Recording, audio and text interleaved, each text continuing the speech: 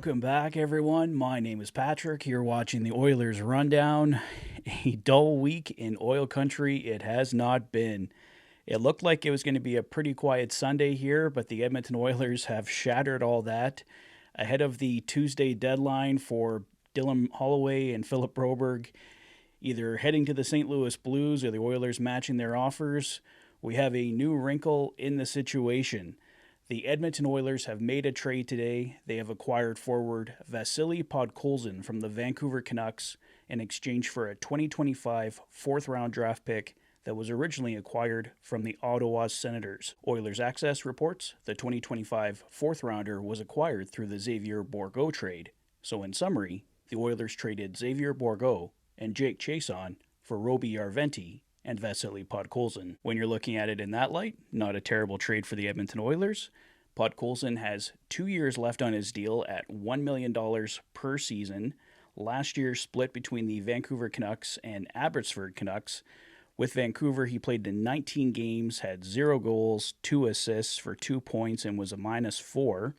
However, with Abbotsford, in 44 games played, he had 15 goals, 13 assists for 28 points, and was a plus-minus of 0 with Abbotsford. In Podkolzin's one full season in the NHL with the Vancouver Canucks, in 79 games played, he had 14 goals, 12 assists for 26 points, and was a +7. That was back in 2021-2022. Obviously, Podkolzin is a reclamation project for the Edmonton Oilers. They're not getting a superstar back in this deal, but they did only give up a fourth-round draft pick. You're getting a guy here for the next 2 years, only making $1 million per season.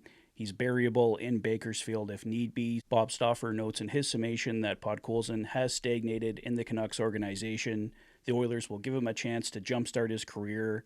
He's not timid, he's assertive on the forecheck, and has some pace. This all leads to what's happening with the Edmonton Oilers here come Tuesday. All signs seem to be pointing to Vasily Podkolzin being a replacement for Dylan Holloway in the lineup. It looks, although nothing is official at this point, that Dylan Holloway will go unmatched on Tuesday and will head to the St. Louis Blues.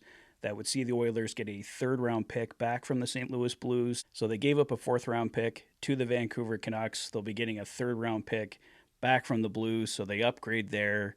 They get a player that could turn into something with Vasily Podkolzin here for a fourth-round pick. So I definitely don't hate this one. The Oilers, like I said, are not inheriting a superstar here. I think Dylan Holloway does have a long NHL career ahead of him. If come Tuesday we find out the Edmonton Oilers are in fact matching and keeping him, I'll be very happy with that. But at the same time, I do understand this move. Getting Podkolzin into the organization, the Oilers do have at least somewhat of a replacement for Dylan Holloway. Holloway has shown definitely more promise to this point, but I think there could still be a player with Podkolzin.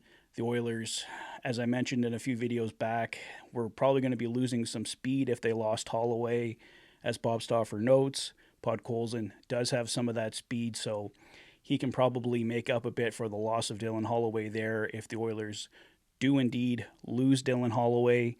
As I said, everything points to that happening at this point, but do not take anything as official yet. We're probably not going to find out one way or another officially until Tuesday morning.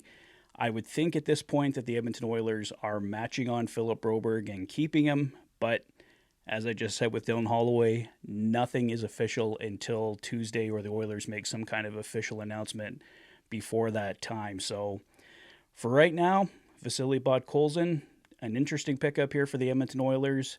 Likely a replacement for Dylan Holloway, but we'll see what else happens here over the next couple of days. There may be more trades and moves happening, and we might get a clear picture of what exactly the Edmonton Oilers are planning here. So for now, let me know your thoughts on the deal in the comment section below. If this is your first visit to the channel and you like what you see, please consider liking and subscribing for all the latest Oilers content. You've been watching the Oilers Fanatic. Thanks for being a fan.